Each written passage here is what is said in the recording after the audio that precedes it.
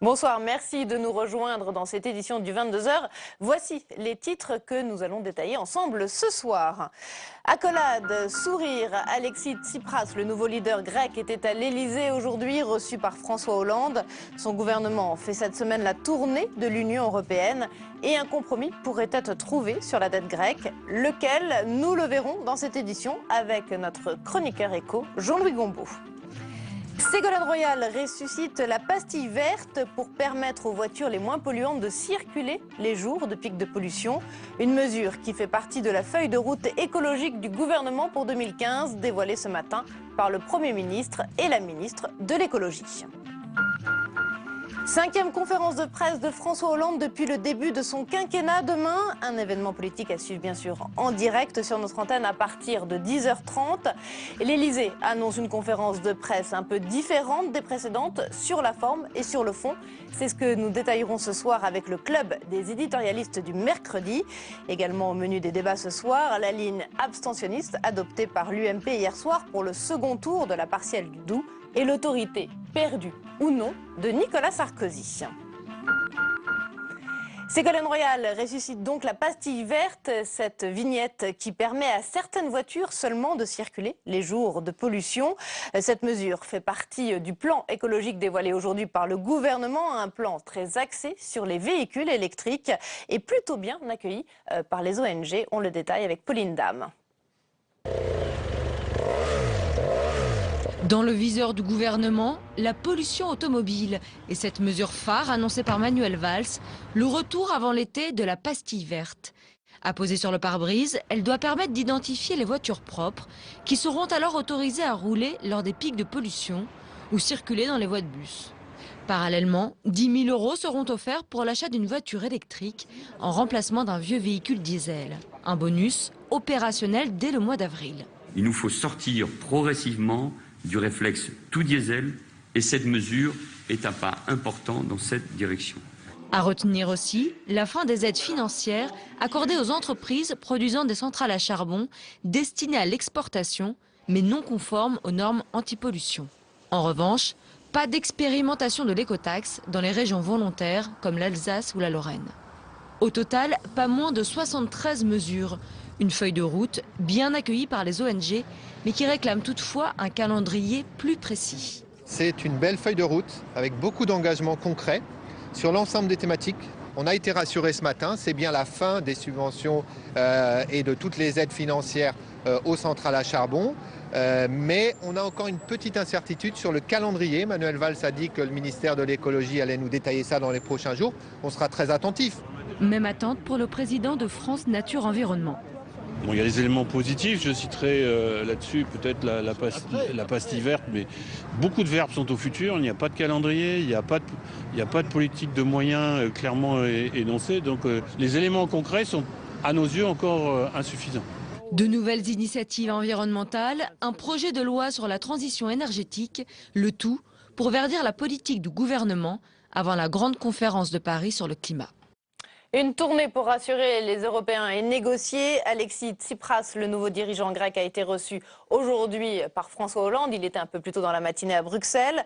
Le nouveau Premier ministre grec assure qu'il respectera les règles européennes et il tient à rassurer, la Grèce n'est pas une menace pour l'Europe. Mais les négociations s'annoncent rudes. Louis Sibyl. Fini la campagne électorale, le ton n'est plus le même. Alexis Tsipras ne tempête plus contre les technocrates européens. Le maître mot pour alléger le fardeau de la dette grecque, c'est la négociation. Le Premier ministre grec se veut réaliste.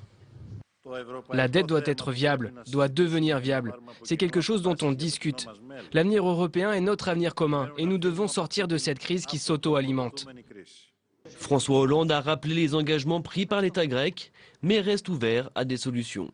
Ça, c'est l'objectif, trouver un accord. C'est-à-dire de définir un cadre économique financier contractuel entre l'Europe et la Grèce. Et c'est ce à quoi la France a dit sa disponibilité. Rome, Paris, Bruxelles, c'est un marathon diplomatique auquel se livre Alexis Tsipras depuis le début de la semaine. Une opération séduction. Je promets, je porterai une cravate quand nous aurons trouvé une solution commune et viable pour l'Europe. Très peu d'annonces pour l'instant, tout se joue en coulisses, comme ici dans les bureaux de la BCE. Objectif, obtenir de l'argent, des liquidités. Une des pistes, indexer le remboursement de la dette à la croissance du pays. Celle-ci s'envole au-dessus des 300 milliards d'euros. La Grèce doit par exemple 40 milliards d'euros à la France. Et on décrypte cette tournée européenne du nouveau Premier ministre grec avec vous, Jean-Louis Gombault. Bonsoir, merci d'être avec nous. Donc on voit tournée européenne, rencontre aujourd'hui avec François Hollande à l'Elysée. Comment vous voyez les choses évoluer depuis l'élection dimanche dernier d'Alexis Tsipras? Alors M. Tsipras, pendant qu'il s'est déplacé, a bougé. En réalité, puisqu'il ne réclame plus ce qui était déjà son revendication il y a encore une dizaine de jours, annulation totale ou partielle de la dette, il ne dit plus ça. Il dit plutôt allègement de la dette. Il demande, aujourd'hui il l'a demandé, il a dit il faut qu'en fait que nos intérêts soient indexés sur le taux de croissance, ce qui apparaît à peu près raisonnable. Et en plus il dit je vous propose de payer éternellement des intérêts sur la dette à condition que vous supprimiez le paiement du principal. Donc c'est ces deux nouvelles revendications et à part ça, il est toujours sur l'idée suivante, il faut supprimer cette troïka, nous estimons qu'elle suit notre politique au jour le jour et c'est quelque chose de vexant pour le peuple grec. Alors la Commission européenne dans cette affaire s'est montrée plutôt ouverte, elle est d'accord pour qu'on revoie cette affaire de troïka qui apparaît comme une tutelle sur la Grèce. Quant à M. Hollande, lui, il était plutôt flou aujourd'hui. Il dit oui, il faut rétablir la croissance, mais il faut évidemment... il y avait beaucoup de sourires quand même autour de la table. Il y avait beaucoup de sourires, pour le climat était détendu, mais enfin, si M. Tsipras a cherché un allié en François Hollande, en fait, il a plutôt trouvé une oreille, ce qui n'est pas exactement la même chose. Ce qui est déjà un bon début. C'était un bon début. Ce que disait Louis Sibyl dans son sujet, c'est que tout se joue finalement en coulisses, notamment avec la BCE, c'est ça, avec la Banque Centrale Européenne? Alors, il y a deux gros obstacles, M. Tsipras, c'est la BCE et évidemment l'Allemagne. Alors, la BCE s'est montrée aujourd'hui très ferme.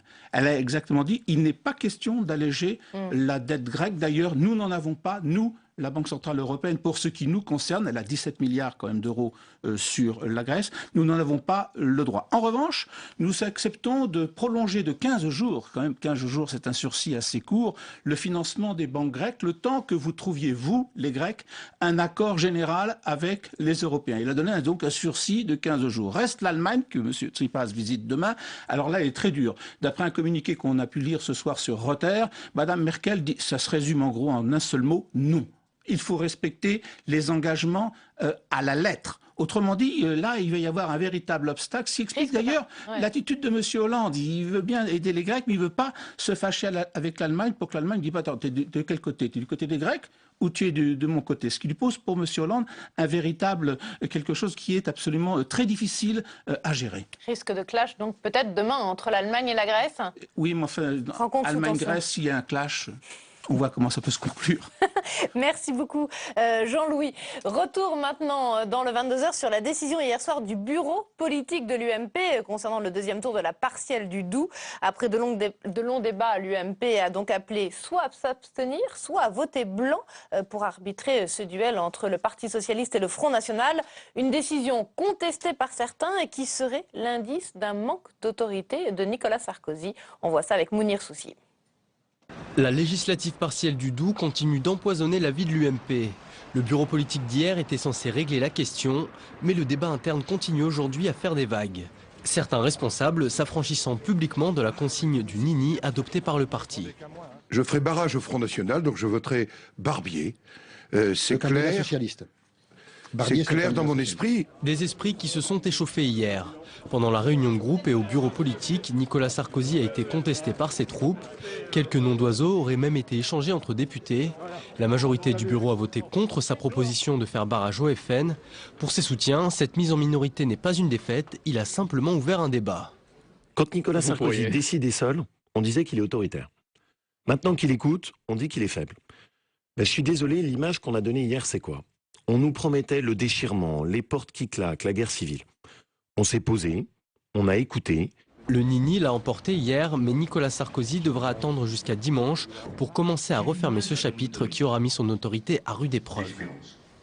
Allez, on revient dans quelques instants sur cette actualité politique, notamment au niveau de l'UMP avec le club des éditorialistes. Nos invités ce soir vont nous rejoindre dans quelques instants sur ce plateau. Mais tout de suite, je vous propose de voir le reste de l'actualité. Il nous est détaillé ce soir par Nathalie Guilloire avec notamment ce spectaculaire accident d'avion à Taïwan. On regarde le tour de l'info.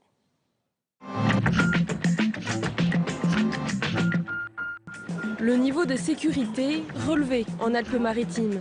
Après l'attaque de 3 militaires hier à Nice, Manuel Valls a annoncé aujourd'hui à l'Assemblée nationale le renforcement de cette zone. Je viens de décider, comme en Île-de-France, depuis 4 semaines déjà, de passer dans les Alpes-Maritimes le plan Vigipirate au niveau alerte attentat. Aujourd'hui, le préfet des Alpes-Maritimes a remis la médaille d'honneur pour acte de courage et de dévouement aux militaires agressés dans l'exercice de leur mission. Ils ont été attaqués au couteau devant un centre communautaire juif à Nice. De leur côté, les enquêteurs tentent de cerner la personnalité et le parcours de Moussa Koulibaly. Une nouvelle fois, le polémiste Dieudonné se retrouve dans les couloirs du tribunal. Il est jugé aujourd'hui pour apologie du terrorisme pour un message diffusé le 11 janvier sur Internet. Suite aux attentats de Charlie Hebdo, le polémiste avait publié « Je me sens Charlie Koulibaly ». À la barre aujourd'hui, Dieudonné condamne les attentats. Une peine de 30 000 € d'amende a été requise à l'encontre du polémiste. À peine arrivé, le nouveau premier secrétaire général de la CGT appelle à une journée de mobilisation au début du printemps. Avec cette action, Philippe Martinez veut peser sur la politique du gouvernement. Nous voulons nous permettre de réussir l'unité la plus large et donc nous allons discuter avec l'ensemble de nos collègues des autres organisations syndicales pour essayer de construire les modalités de cette journée d'action.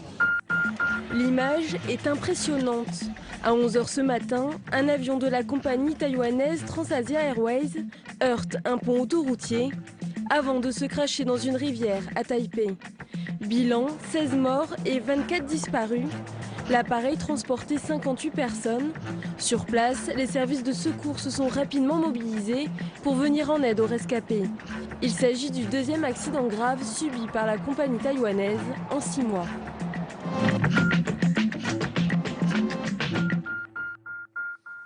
Retour maintenant sur l'actualité politique de la semaine avec ce qui s'est passé hier soir, je le disais tout à l'heure, au bureau politique de l'UMP. Et puis demain, la conférence de presse de François Hollande, la 5e de son quinquennat. On revient sur cette actualité politique avec le club des éditorialistes. Là, je ne vais pas y arriver ce soir.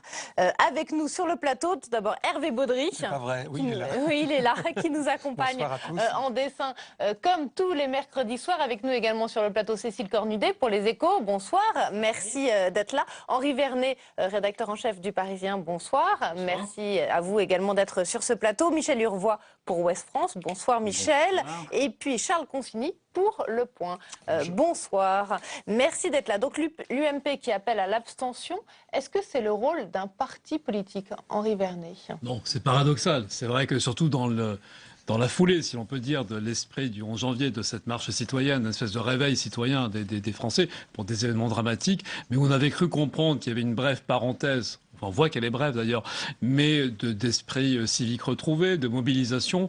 C'est vrai que se voir cet esprit s'envoler aussi vite et donc prôner l'abstention pour un parti politique, même si les événements sont de notre nature, c'est quand même dommage, quoi. C'est vrai que ce nom, c'est pas très civique, c'est pas terrible.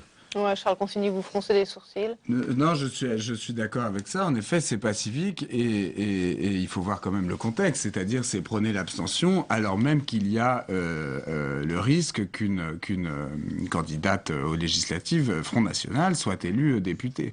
Moi, je veux bien qu'on m'explique que le Front National a fait sa mue et que, comme il a fait sa mue, l'UMP peut se permettre d'appeler à ne voter ni pour lui, ni pour le Parti Socialiste.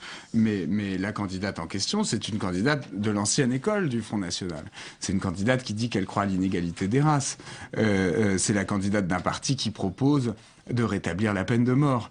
Donc moi, je trouve que quand il y a une candidate comme ça aux élections, la moindre des choses pour un parti appelé à gouverner, c'est d'appeler ses électeurs à voter contre elle. Cécile Cornudet. L'UMP est piégé dans cette histoire, parce que s'ils appellent à voter pour le Parti socialiste, c'est justement le piège du Front républicain. Voilà, non, et de l'UMPS surtout, que dénonce constamment Marine Le Pen. Il donne corps à l'UMPS, donc c'est sans fin. Et cela dit, c'est pas que l'abstention, ça peut être le vote blanc. Les personnalités qui se sont prononcées pour le Nini ces derniers temps, Laurent Wauquiez et Henri Guénaud, ils ont dit qu'ils voteraient blanc.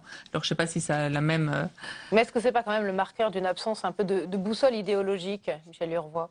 Je pense que c'est révélateur de la situation du parti, tout simplement. C'est-à-dire que ce parti est un parti composite qui n'a pas d'accord programmatique, qui n'a pas d'entente sur un projet. Il n'y a pas de stratégie définie, il n'y a pas de ligne définie, et donc il n'y a pas de politique d'alliance définie. Donc cette partielle qui, franchement, ne change pas la face du monde, là, elle bouleverse complètement le parti parce qu'elle est le révélateur de toutes ses faiblesses, de toutes ses insuffisances, de tout le travail qui n'a pas été fait. Et surtout le révélateur qu'on est dans l'attente de 2016 et des primaires à l'UMP. Historiquement, historiquement, la droite n'a jamais... Enfin, les partis de droite n'ont pas une ligne idéologique, programmatique, aussi définie qu'à gauche. Et il n'y a pas la même discipline historiquement à droite qu'à gauche. Les élus sont beaucoup moins sous la dépendance. Sauf que là c'est l'attitude, voilà, l'attitude par rapport à ça. Jacques Chirac, on sait. C'était un parti, le RPS, oui, mais historiquement, les partis de droite se sont constitués au départ, c'était des regroupements de grands élus qui étaient eux-mêmes puissants. Et ce qu'on voit aujourd'hui, c'est qu'il y a une espèce de quasiment un retour aux sources. L'UMP devient de nouveau un parti de grands élus, puisque Alain Juppé, François Fillon, même Laurent Wauquiez, qu'on pensait pourtant afféodé, tiennent tête à Nicolas Sarkozy, le nouveau président. Je pense que le problème, il est d'ailleurs là, c'est-à-dire que la compétition est lancée pour 2017, enfin en tout cas pour la primaire de 2016, et que aujourd'hui, Nicolas Sarkozy aura énormément de difficultés à mettre tout le monde d'accord autour d'une ligne, autour d'un projet précisément, puisqu'il va falloir se différencier dans les mois qui viennent pour entrer dans cette bataille. Donc, oui, mais c'est pas normal. Ça prime. En effet, on voit éclater ce jeu des primaires et chacun, en réalité, tous les ténors, enfin tous les chefs à plumes, en fait, de l'UMP, qui ont pris position, en réalité, ont pris position par rapport à la primaire. Qui en pensant à qui pourrait rallier pour 2016, qui d'ailleurs en pensant carrément à 2017, en se disant, mais si jamais je suis au deuxième tour, j'aurais besoin des voix de gauche, j'aurais besoin des centristes, et donc, là, pour le coup, je vais m'afficher plutôt comme étant le Front républicain, là, je parle pour Juppé, Fillon, lui, draguant un peu sur sa droite, etc. Mais sauf que là, encore une fois, l'enjeu, je reviens à votre première question, l'enjeu était tel, et on revient d'ailleurs à des fondamentaux quand même de la droite républicaine, incarnée quand même assez récemment par un Jacques Chirac, qui, sur cette question des alliances et du comportement, il ne s'agit pas d'alliance, il s'agit simplement d'un comportement électoral, mais en tout cas du comportement à avoir, de l'attitude à avoir vis-à-vis de l'extrême droite, parce que Marine Le Pen, ça reste encore l'extrême droite, eh bien, était clair. Là, on a sombré dans la confusion pour les électeurs et confusion pour un parti qui ne s'honore pas, encore une fois. Il y a un danger et on revient, on l'a assez décrit, on revient à des pratiques de politique politicienne des plus classiques, des plus mesquines, on peut dire. On va découvrir un premier c'est pas son année, à 60 ans, mais alors si t'as pas d'emmerde à 60 ans, t'as raté ta vie, j'ai l'impression. C'est ce qu'il doit penser parce que il les collectionne.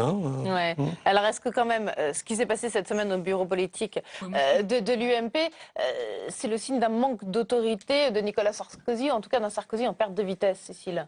Alors d'abord sur le Front National, je voulais juste rajouter deux choses. Sur ce paysage très éclaté qu'on vient de décrire, il y a deux choses. L'UMP avait pensé que le problème du Front National, maintenant il était renvoyé au PS. De fait, les 12 dernières élections partielles, ça avait plutôt handicapé le PS.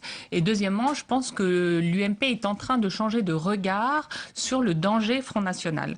Dans un premier temps, ils se sont dit, finalement ça va peut-être nous arranger, le Front National progresse, sera au second tour et on est sûr de gagner la présidentielle après. Ça, c'est un petit peu en train de changer. Chez Nicolas Sarkozy et chez Alain Juppé, qui se disent il faudra quand même, si on est présent au second tour, battre Marine Le Pen, ce qui n'est pas évident. Et donc, je pense qu'il se repose la question du Nini, qui n'est pas d'hier. Ça fait 2 ans que Nicolas Sarkozy l'avait imposé. Mais il y a un peu une nouvelle donne, parce que le Front National est un danger depuis 6 mois qu'il n'était pas avant, et qui pousse chacun à reconsidérer la question. Et puis il se pose la question, mais surtout, il se pose même la question de leur présence au second tour.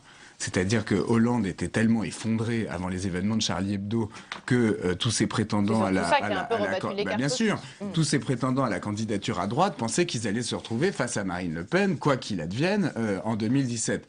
Et puis ils s'aperçoivent que Hollande, qui je trouve personnellement a géré les attentats de Charlie Hebdo avec un cynisme politique inouï, se remplume à l'occasion de ces terribles événements et se remplume à tel point qu'il devient tout à coup un challenger sérieux pour 2017. Et ils n'ont pas qu'un challenger sérieux pour 2017, ils en ont deux, puisque Manuel Valls aussi a très habilement surfé sur les événements, d'ailleurs presque mieux que François Hollande, puisque le risque était qui passe complètement au second plan. Il a fait un discours magnifique. Bon, et le problème qu'ils ont avec Valls à droite, c'est que quand même, Valls tient un discours de droite, en fait, sur beaucoup de sujets aujourd'hui. Donc il les concurrence sur leur droite. Se remplume tellement quand on regarde en nombre de voix l'élection du Doubs, le candidat socialiste fait 10 000 voix de moins, le candidat UMP fait 3 000 voix de moins, je crois, et la candidate FN fait, je crois que c'est 300 voix, enfin, elle ne progresse pas en nombre de voix. Donc, mais ce que je voulais dire... test électoral important, et surtout, cet effet n'aura qu'un temps. On sait bien, on le voit bien, l'émotion Charlie, l'émotion Charlie. La solidité des socles des uns et des autres, et surtout, qui profite ou qui ne profite pas. Et l'UMP ne profite pas de... C'est le Front National. C'est le Front National. C'est quasiment le score qu'avait fait le Front National aux européennes. Mais l'UMP ne tire pas profit de la faiblesse de Malgré une gestion des événements, entre guillemets, par Marine Le Pen, qui n'a pas été très bonne, de la de tous, non? Oui, ça c'est sûr, elle aurait pu faire mieux. C'est vrai, moi j'ai trouvé qu'elle s'était déshonorée en proposant c'est à cette occasion-là qu'elle a rappelé qu'elle était favorable à la peine de mort. En même temps, c'est très intéressant. Le lendemain des attentats. La carte de France, c'est l'IFOP qui a fait ça, la carte de France des villes qui ont le moins manifesté, c'est la carte de France du vote FN. Donc elle était aussi en phase avec une certaine partie de la population qui ne voulait pas manifester. Du moment qu'elle a joué l'exclusion, la victimisation, après ne pas avoir été invitée, avoir été même très clairement écartée de la grande manif à Paris, c'est vrai qu'on peut penser qu'il y avait une certaine cohésion entre l'électorat. Voilà. Il y a deux dates en janvier, il y a le 7 et le 9, les attentats, et il y a le 11 janvier. Il ne faut pas oublier qu'avant, il y avait des attentats. Mais là, ce qui lui a été reproché, c'est de ne pas faire part à cette espèce de fierté retrouvée de la France. On l'a vu, ces Français qui se sont vus plus beaux qu'ils ne s'imaginaient, avec une sollicitation internationale, etc. Elle n'a pas participé de cet élan-là, de ce sursaut, parce qu'il y a eu à ce moment-là un sursaut républicain, mais force est de constater qu'en effet, sur le long terme, leurs électeurs ne lui en tiennent absolument pas rigueur, parce qu'il faut une vraie déconnexion entre les problèmes de fond qu'ils estiment être liés aux causes que dénonce Marine Le Pen, qui sont ces thèmes assez classiques, et son comportement en effet plutôt raté, plutôt médiocre lors de ces événements tragiques. On va revenir sur Nicolas Sarkozy. Moi, je reviens un petit peu sur Nicolas Sarkozy, puis on fait un petit peu de pub à Fogiel, parce que c'est une nouvelle émission, c'est pas notre chaîne, mais il reprend le canapé, l'émission du canapé, où il invite... Le divan de Chapier. Voilà, je me disais, il y a un truc qui ne va pas. Non, c'est le divan. C'est le divan. Oui, voilà, alors, je me suis trompé dans le dessin. Sarkozy sur le divan de Fogiel, qui voit des cons partout, en fait, parce que c'est ce qu'il a dit. C'est ce qu'il a dit. Le triumvirat a choisi un con comme candidat à UMP pour la partielle du 12. Je reviens à Nicolas Sarkozy. Donc, on a beaucoup dit cette semaine qu'il avait perdu la main sur le parti, enfin, qu'il aurait perdu la main sur le parti, qu'il n'avait plus l'autorité qu'il avait autrefois sur l'UMP. Qu'en pensez-vous, Michel? C'est sans doute vrai, mais en même temps, il faut voir ce que c'est que la présidence d'un parti. Et de ce parti. Mais François Hollande, d'une manière symétrique, l'avait vécu aussi au Parti socialiste. On l'accusait de... Pour remettre les mains dans le cambouis. Et le consensus mou, souvenons-nous de ça. Et quand on est chef d'un parti, composé de courants, de sensibilités différentes, de forces qui ont des priorités différentes, il faut trouver un dénominateur commun. C'est pas facile d'exister, d'être soi-même et d'être tout le monde en même temps. Hollande a connu ça, Sarkozy le connaît aussi. Mais ils avaient l'air effectivement assez désorientés à l'UMP. Et François Hollande, c'est plutôt l'apanage du PS et de la gauche. Mais François Hollande avait Ils avaient l'air un peu désorientés à l'UMP. Mais oui, mais peut-être même surpris d'eux-mêmes. Bah oui, parce que quand même, vous disiez ce parti, bah oui et non, parce que quand même, le parti gaulliste, enfin l'UMP, c'est quand même l'héritier du RPR, même si on y a ajouté.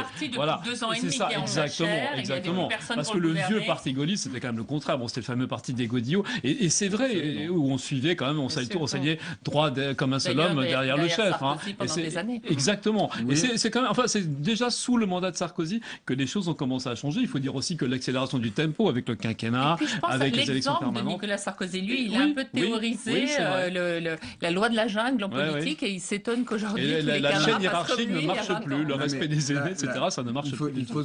Il faut quand même se souvenir qu'en 2007, Sarkozy avait eu justement le génie d'arriver à recoller toutes les droites ensemble. C'est-à-dire qu'il avait réussi à avoir quand même les deux rédacteurs de son programme. C'était Henri Guénaud, qui était un souverainiste, gaulliste, pas du tout libéral, colbertiste, etc. Et Emmanuel Mignon, qui au contraire était une ultra-libérale à l'américaine, qui aurait pu être membre du Tea Party américain. Et c'est ces deux personnes-là qui ont rédigé le programme 2007 de Sarkozy. Donc là, en effet, il essaye de faire encore des synthèses. Moi, je pense qu'il devra arrêter avec ces synthèses. C'est comme quand il a proposé deux mariages, un mariage pour les hétéros, un mariage pour les homos, tout le monde s'est marré. Le Gorafi a dit je propose un Noël pour les homos, un Noël pour les hétéros, pour se moquant de lui. Bon, Sarkozy, on n'attend pas comme de François Hollande qu'il louvoie, on attend de lui qu'il tranche. Non, mais je pense que la situation est plus grave que ça. Il veut éviter la scission de l'UMP. Oui, c'est ça, parce qu'il faut quand même rappeler. C'est ça qui est en jeu. Il surestime le risque, à mon avis. Avant 2002. Il surestime le risque. Mais il faut bien voir aussi juste un mot. Avec une grande différence. Parce qu'effectivement, retour avant 2002, mais avec un Front National, cette fois-ci, qui est entre 25 et 30. C'est-à-dire que s'il y a un éclatement de l'UMP, ça veut dire que c'est la voie ouverte pour la victoire du FN à toutes les élections. C'est sans doute pour ça que l'UMP n'éclatera pas. Voilà. Oui, enfin ça, on n'est jamais. Enfin, qu'il fera tout. Mais il faut se souvenir, le Nini ne fait, le Front républicain ne fait pas baisser le Front National. Le Nini ne fait pas baisser le Front National non plus. Le Nini, en réalité... De toute façon, les électeurs ne suivent pas. Les électeurs, ça ne les intéresse pas. Oui, mais même dans les mentalités des gens, à partir du moment où vous dites Nini, vous dites que le FN, c'est pas si terrible. Donc moi, j'aimais bien quand même, je préférais quand toute la classe politique était liguée comme un seul homme contre le FN. Au moins, je pense qu'il y avait un petit effet psychologique où les gens se disaient, bon, on va peut-être quand même pas voter Front National. C'est un message sans effet. Vos électeurs qui vous suivent pas... Ce que je veux dire, c'est vrai que... Est-ce que la dimension psychologique, malgré tout, ne jouait pas un petit peu? Mais ce que je veux dire juste, c'est que... Je pense qu'il aurait pu dire non clairement au FN, beaucoup plus clairement. Ça suffisait peut-être, et après... Mais non, c'est ce qu'il voulait faire. C'est ce qu'il a voulu faire et qu'il n'a pas... Voilà, c'est ce qu'il a dit le matin devant le groupe. C'est là où il a le désaveu. Là, il y avait une évolution qui était intéressante et qui était compréhensible. Mais le problème, c'est que je pense qu'il l'a improvisé. Il l'aurait un peu préparé, travaillé, fait de la pédagogie autour, ça passait plus... Il n'y a plus de scénaristes. Non, mais c'est ça, mais de toute façon, il a plus son buisson, alors qu'il était un scénariste, et l'abstention, les électeurs et les citoyens sont un peu perdus. On ne voit pas du tout où est la position de l'UMP. Moi, je vois qu'il y a une seule chose qui a marché contre le FN, c'était en 2007, et c'était de redonner un espoir aux gens. C'était de leur proposer un modèle de société et de leur dire vers où ils comptaient nous emmener collectivement. Oui, parce qu'il a marché aussi, c'est en 2002, le Front républicain contre Jean-Marie Le Pen au deuxième tour. Oui, mais enfin, il était au deuxième tour, Jean-Marie Le Pen, en 2002. En 2007, il était à 10%. Allez, sans transition, Hervé. Nini peut faire baisser le FN, on ne sait pas, mais ça fait monter aussi certainement chez quelqu'un, notamment... DSK. Nini, il en a connu une, oui, c'est vrai. Nini, il en a connu une. Nini, c'est la polonaise, non, c'est ça quand on dit? Je ne sais pas, moi je n'ai pas suivi ça aussi bien que vous. J'ai connu une polonaise, ça c'est les films d'Audiard, c'est autre chose. Alors, sans transition, on va parler de l'exécutif qui grimpe, lui, dans les sondages. Il y a un sondage, notamment le baromètre CSA pour les échos radio classiques, Cécile, dans votre quotidien demain, où François Hollande gagne 10 points par rapport au mois de décembre, donc avant les attentats, à 29% de bonnes opinions. Valls aussi grimpe, lui de 11 points, il est à 44%. L'exécutif est aussi présent sur le terrain, peut-être contrairement à Nicolas Sarkozy. Manuel Valls va demain dans le Doubs pour la seconde fois avant le deuxième tour. Alors, forte de cette popularité en hausse, on va avoir demain la conférence de presse du chef de l'État, la 5e de son quinquennat. Avant d'en discuter ensemble, je vous propose de voir ce qu'on peut en attendre de cette conférence de presse avec François Goulin. Éducation, citoyenneté, égalité des territoires, le menu de cette 5e conférence de presse du quinquennat est chargé. Face aux journalistes et suite aux événements du mois de janvier, le président devrait d'abord annoncer des mesures pour l'école. Notamment, un soutien pour les élèves en difficulté à la sortie du primaire, une augmentation du nombre d'heures de français au collège et des exercices de vocabulaire dès la crèche. Des idées que partagent les députés du groupe socialiste. La lutte contre l'échec scolaire et le fait de sortir du système scolaire avec quelque chose est pour moi un des piliers aujourd'hui de la question républicaine. L'école républicaine ne peut être mise en échec. François Hollande veut également créer une réserve citoyenne. Chacun pourrait devenir réserviste des services publics et donner un peu de son temps. Un réserviste de l'éducation nationale dispenserait des cours une journée par trimestre et un réserviste de la politique de la ville donnerait un coup de main aux associations dans les quartiers difficiles. Sur cette question, justement, les frondeurs du PS réclament un grand chantier à destination des banlieues.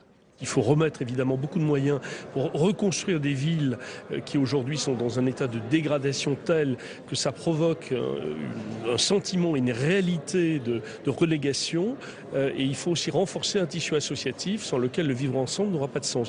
La droite, elle, privilégie la question du service civique qu'elle veut rendre obligatoire. Le chef de l'État s'y refuse, préférant fixer un objectif, 200 000 à 300 000 services civiques signés d'ici 2017. Mais l'UMP attend également François Hollande sur les questions économiques. Il faudrait qu'il accepte de reconnaître l'échec total de sa politique, en particulier en matière de chômage et sur le plan économique et social.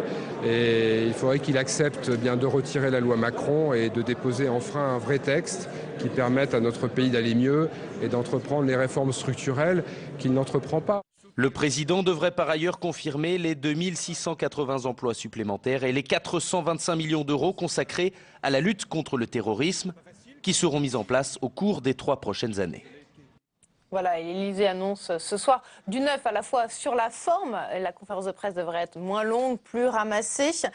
Et puis sur le fond aussi, puisque vont être d'abord aborder les questions internationales et européennes. Ça veut dire que François Hollande cherche d'abord à prendre de la hauteur. Oui, bien sûr, parce que plus qu'une litanie de mesures, ce qui est attendu demain, enfin en tout cas ce que lui a intérêt à jouer, c'est bien un état d'esprit. Et encore une fois, c'est prolonger cet état d'esprit. Vous avez rappelé qu'il est en train de monter dans les sondages. Pourquoi est-ce qu'il ne cesse de monter donc, depuis ces tragiques attentats? Parce qu'il a réussi à incarner, alors vous avez dit cyniquement, moi je suis pas tellement sûr, je dirais il n'a pas été spécialement cynique, il a été réaliste, et la politique c'est du réalisme, et il a su en effet bien manager cette série-là. Et donc il doit continuer d'incarner ce côté, bon, père de la nation, en tout cas le costume présidentiel qu'il a enfin habité, et de dire finalement quoi? De dire la République c'est moi. Et c'est ça qu'il doit essayer de préserver demain, c'est-à-dire parce que sur des thèmes sur lesquels tout le monde est à peu près d'accord, la sécurité, le service civique, on l'a vu, tout le monde là aussi, bon, oui, c'est ce que j'ai envie de dire. Mais voilà, tout ça. C'est pas forcément ça les vraies questions qui intéressent les Français. Les Français, ce qui les intéresse, sur l'économie, sur l'emploi. Exactement, ce qui les intéresse, c'est le chômage, l'emploi et le pouvoir d'achat. Et là-dessus, pas plus la droite que l'exécutif n'a de recette miracle. Il a fait 3 ans sur l'économie. Il se rend compte que ça marche pas. Ses conseillers lui disaient déjà depuis longtemps, il faut que tu reviennes sur la politique, que tu parles vision de la France, etc.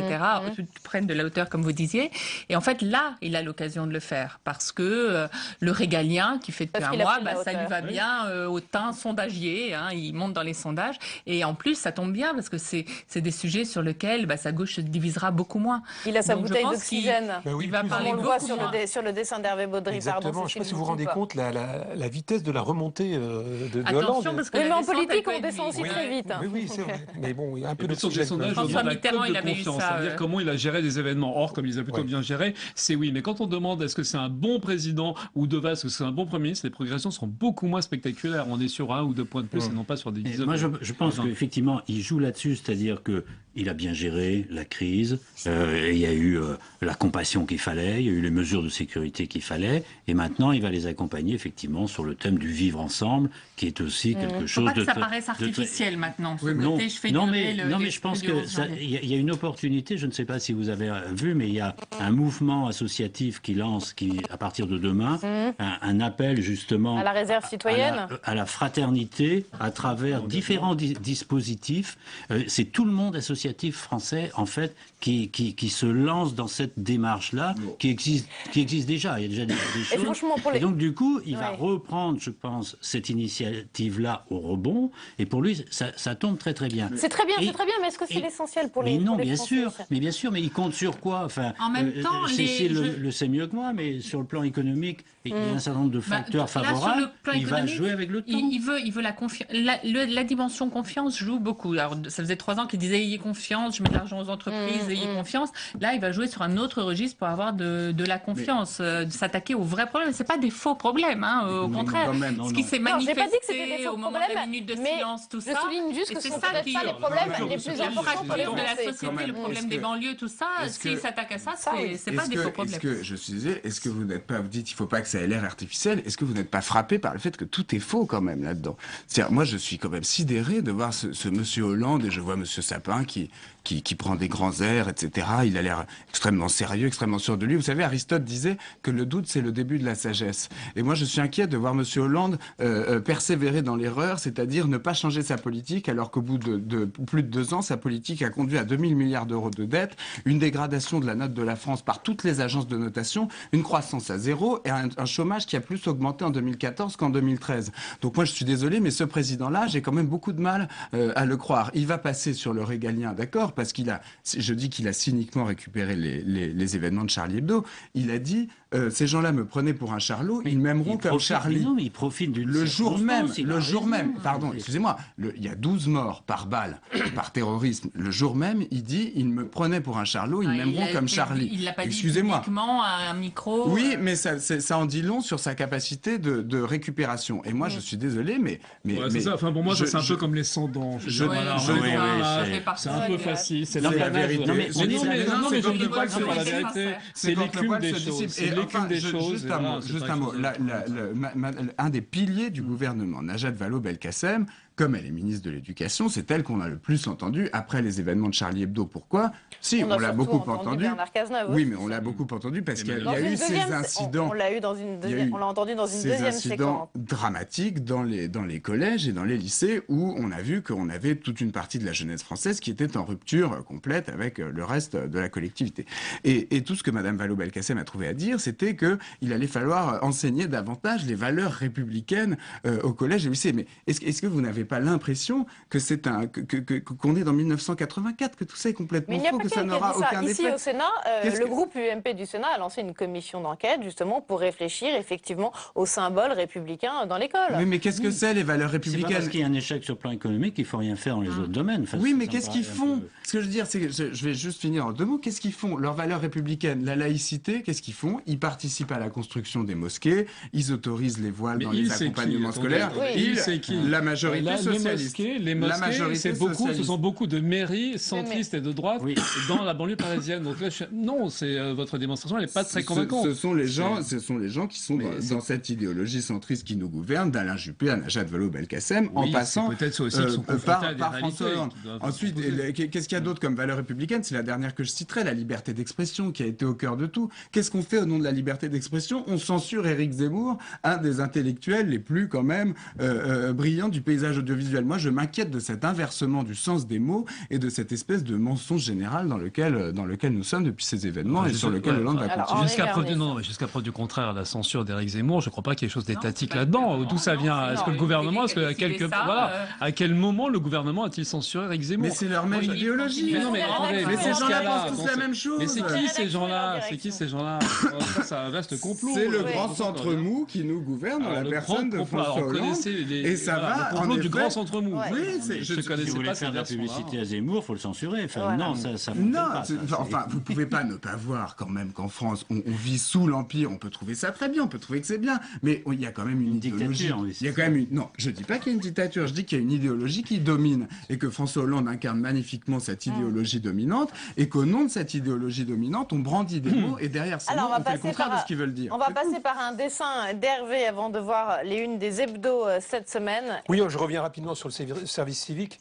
Et donc, il ne faut pas oublier que les corvées de pommes de terre, ça rappellera des souvenirs à certains. Et les émissions de Top Chef à la télévision, n'est-ce pas?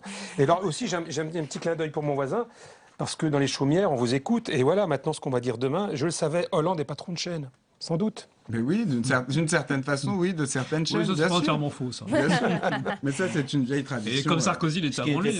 C'est une vieille tradition républicaine. Était déjà sous Allez, Charles Consigny, on va voir ce que le Point a mis en une cette semaine. Eh bien, c'est Emmanuel Macron, l'homme qui dérange. C'est vrai qu'on a l'impression qu'il est un peu atteint du syndrome du premier de la classe. Il y avait beaucoup compliments. Il était beaucoup loué pour ses qualités, notamment intellectuelles, Emmanuel Macron. Et j'ai l'impression qu'il commence un peu à agacer ses collègues du gouvernement. Qu'est-ce que vous en pensez? Non. Non. Non, la gauche du PS, mais je pense peut-être Valls qui sont une compétition, mais je sens pas ça. Il continue à progresser dans les sondages, il tire un peu le gouvernement quand même vers le haut. Il leur sert un peu de paratonnerre justement, parce qu'il prend les coups, parce que lui il ose, il veut changer de politique. Quand vous disiez que ce gouvernement n'a jamais changé de politique, je suis d'accord avec vous. Pour l'instant, on ne voit pas le résultat. Mais voilà, il y a quand même exactement une méthode Macron, en tout cas des objectifs Macron, des objectifs Valls-Macron qui ne sont pas exactement les mêmes, loin de là du discours qu'a fait élire Hollande en 2012. Une semaine sans discontinuer que sur les bancs à l'Assemblée, ça va durer une semaine de plus, mais les seuls du gouvernement à répondre à tous les députés et d'une manière extrêmement précise, documentée.